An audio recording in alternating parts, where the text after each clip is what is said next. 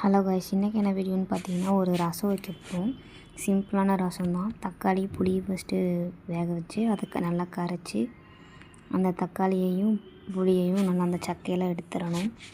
எடுத்துட்டு ஒரு பாத்திரத்தில் அந்த தண்ணியை வச்சுட்டு கொஞ்சோண்டு வெங்காயம் பூண்டு பச்சை மிளகா 3 இடித்து வச்சுட்டு சாம்பார் மசாலா 1 ஸ்பூன், மஞ்சத்தூள் 1 ஸ்பூன், உப்பு கொஞ்சம் சேர்த்து நல்லா கலக்கி விட்டுட்டு அதுக்கப்புறம் வடை சட்டி வச்சு எண்ணெய் ஊற்றி கடுகு போட்டு நல்லா பொரிஞ்சதுக்கப்புறம் சீரகம் மிளகு போட்டுட்டு நல்லா பொரிஞ்சதுக்கப்புறம் கருவேப்பிலையை போட்டுட்டு நல்லா டப் டப்புன்னு வெடித்ததுக்கப்புறம்